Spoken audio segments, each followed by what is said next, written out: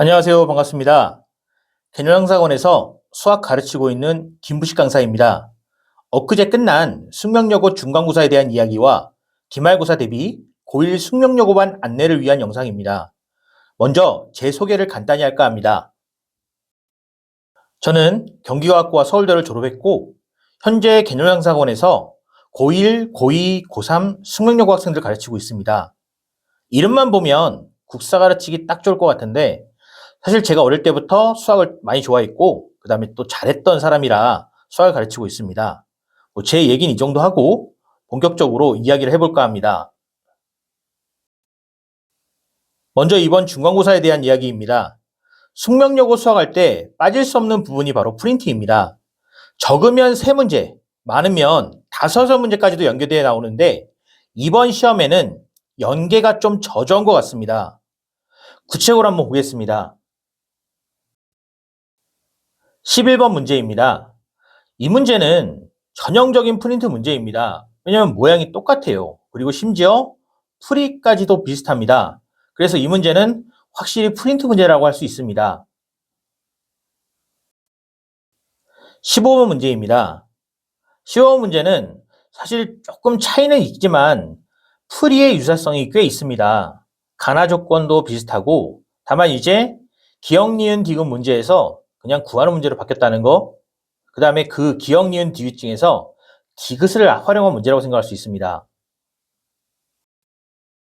구체적인 풀이를 보면 일단 그래프를 쓰면 뭔가 좀 더 쉽게 풀릴 수 있다는 점, 또 하나는 개수의 곱이 1이면 두수가 역수라는 거, 그렇기 때문에 이 문제는 그나마 프린트가 약간 변형된 문제라고 할 수 있습니다.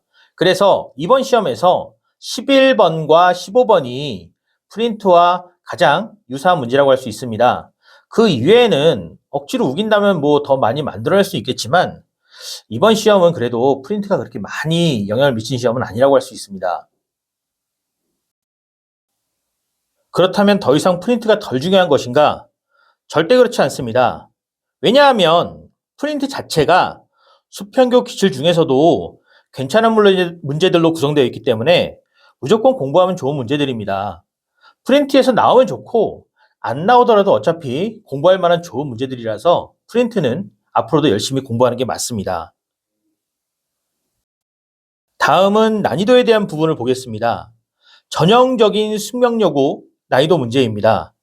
일단 객관식의 경우에 1번부터 출발해서 15번까지 난이도가 지속적으로 올라갑니다. 그리고 15번이 끝나면 다시 단답형이 시작되죠. 단답형은 다시 난이도가 낮은 것부터 시작해서 쭉 해서 올라갑니다. 그래서 마지막 단답형 8번이 이 시험에서 가장 어려운 문제가 아닐까 싶습니다.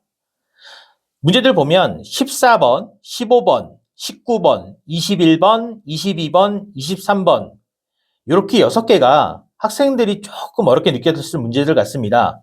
물론 객관식은 보기도 있고 어떻게 보면 초반 부분이기 때문에 학생들이 느끼기에 뒤에 단답형이 좀 더 어렵게 느껴질 것 같습니다. 여하튼 이번엔 6문제 정도가 어려웠고 마지막 23번, 아니 단답형으로 얘기하면 8번이 이번 시험의 킬러라고 볼 수 있어서 이 8번을 본인 힘으로 맞춘 친구들은 좀 수학을 잘하는 친구라고 볼 수 있을 것 같습니다. 세부적으로 보면 이 문제는 14번입니다. 근데 이 문제를 풀다 느낀 점은 아는 것이 독이 될 수도 있다는 것입니다. 사실 이 문제는 그냥 판별 써서 풀면 되는데요. 학생들 중에 부정방정식이 익숙한 친구들은 이 문제를 부정방정식 스타일로 풀 수도 있습니다. 왜냐면 자연수만 보고서 부정방정식이니까 부정방정식 스타일로 풀어야겠다 라고 하면 진짜 산으로 갈 수도 있습니다. 그래서 이 문제는 적당히 애매하게 아는 친구들이 오히려 안 좋을 수도 있는 문제입니다. 다음은 단답형 4번과 6번인데 함수의 그래프를 활용해서 풀면 실수 없이 편하게 풀 수 있는 전형적인 모의사 문제 스타일입니다. 숙명여고에서도 좋아할 만한 문제고 실제로 이런 문제 연습 많이 하면 수능에도 많이 도움되는 문제들입니다. 다음은 단답 7번입니다. 가족권을 통해서 식을 구하고 대입을 하면 그나마 좀 문제가 단순화되긴 하는데 이게 위치가 가장 마지막 페이지입니다. 그러다 보니까 학생들이 느끼는 압박감이 좀 있을 것 같아서 제대로 못 풀고 그냥 넘어가는 친구들도 있었을 것 같습니다.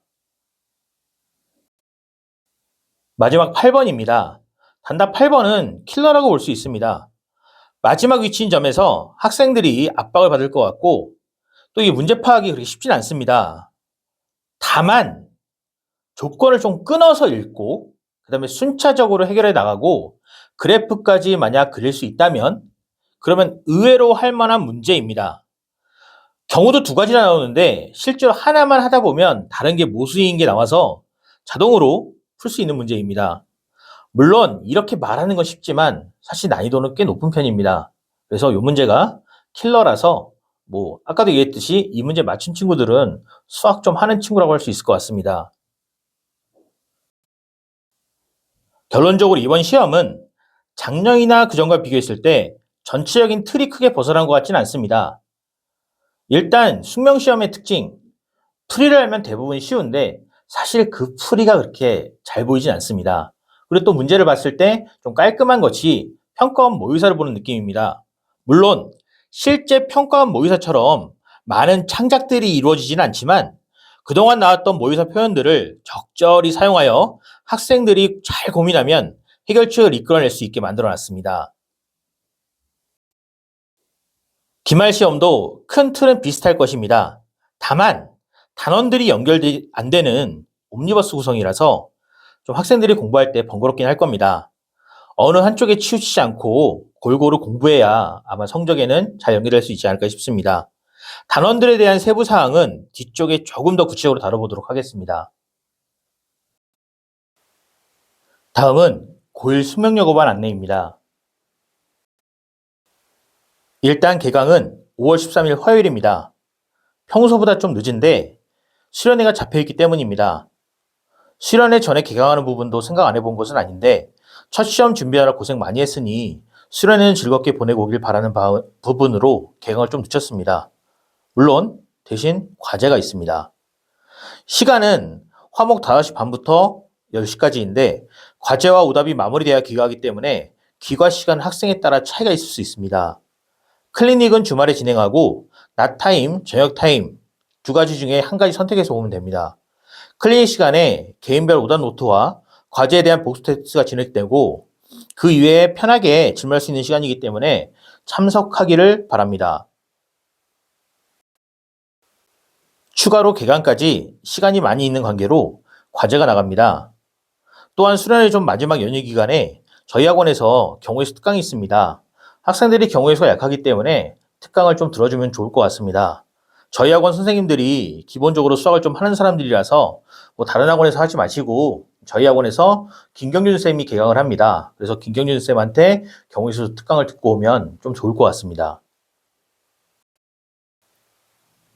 교재는 개념 연습할 때 정형화된 유형 연습을 위한 문제들과 강남 기출문제들을 가지고 진행합니다. 너무 지저분하고 지엽적인 문제들은 오히려 독이 될 수 있기 때문에 배제합니다. 그 이외에 문제 연습을 통해 다지기를 할 때는 수평교 기출 문제들과 숙명 기출들의 EBS 문제들이 추가됩니다. 그리고 모든 문제들에는 손풀이가 제공됩니다. 남이 만들거나 모여서 만든 것이 아니라 순수하게 제가 직접 다 풀고 만든 풀이입니다. 풀이가 가이드라인을 제시하고 또 본인이 맞던 틀리던 잘 풀고 있나 확인하는 측면이 있기 때문에 모든 문제에 대해서 열심히 접근해서 푼다면 수학 실력을 향상시킬 수 있습니다. 물론 풀이가 엄청나게 세세하고 친절하지는 않습니다. 기본적으로 고민을 해야 된다는 생각을 하기 때문에 해설을 보면서도 아마 고민이 좀 필요할 것 같고 그리고 이해가 안 되는 경우는 질문하면 됩니다. 마지막으로 기말 진행 일정과 단원별 세부 사항입니다. 먼저 7회 동안 개념 공부에 주력합니다. 그리고 남은 5회 혹은 6회 기간 동안 문제들을 가지고 다지기를 진행할 것입니다. 종강일이 확정되지 않은 이유는 기말이 6월 26일에 시작하는데 수학시험 날짜는 6월쯤 돼야 나오기 때문입니다. 그래서 수학시험 날짜와 보고서 종강일과 직보일이 결정되게 됩니다. 단원별 특징을 보면 일단 여러 가지 방정식은 유형 연습이 확실히 돼야 되는 곳입니다. 특히 중간고사에서 오메가에 대한 문제가 안 나왔는데 오메가가 복소수와 고차방 정식에 걸쳐 있는 부분이라서 기말 때도 오메가에 대한 공부를 확실히 다시 해야 됩니다. 여러 가지 부등식의 경우 그래프를 활용해야 편한 문제들이 많습니다. 그래서 그래프 연습까지 확실히 해야 합니다. 경우의 수의 경우 아다르고 어다른 느낌이 있기 때문에 비슷한 유형들을 많이 푼다는 느낌보다는 거점 문제들을 확실히 익히고 그 문제들을 가지고 다른 문제들을 적용시키는 연습을 하는 게 좋습니다. 행렬은 10년 넘게 빠져있다가 돌아온 과목입니다. 2012년 1학년들이 마지막으로 공부했으니까 13년 만인 것 같습니다. 다만 예전에 학생들이 역행렬과 그에 연결되는 부분들을 되게 어려워했는데 역행렬이 빠졌습니다. 그래서 조금은 수월할 것 같습니다. 다만 이제 케일 해밀턴 정리라는 부분이 조금 어렵습니다. 아마 이 부분이 관건이 될 것 같은데 그래서 그러다 보니까 뭐 교과서나 수평교 등에서 기본적인 것부터 탄탄하게 다져주는 게 중요할 것 같습니다. 첫 시험이 끝났습니다. 10번의 시험 중에서 딱 한 번 봤습니다. 앞으로 남은 시험이 많이 남았고 열심히 해서 우승해야 하는 게 제일 중요합니다. 다만 본인의 위치에 대해서 잘 모르니까 본인이 지금 잘한 것인지 못한 것인지 헷갈릴 수 있는데 중등 성적과는 비교가 되진 않습니다. 그래서 그나마 기준이 될 만한 거는 고1 3월 모의사 성적입니다. 숙명은 3월 모의사에 대해서 학교 등수가 전부 나왔기 때문에 수학 비교에서 3월 모의고사보다 학교 성적이 어쨌든 등수가 올라갔으면 칭찬해주고 떨어졌으면 조금은 더 열심히 해야겠다는 반성의 생각을 가지면 좋을 것 같습니다. 중간고사를 보면서 아쉬운 부분들이 분명히 있었을 것 같습니다. 좀 더 열심히 잘 준비해서 기말에서는 좀 더 좋은 결과가 나오도록 같이 한번 노력하겠습니다.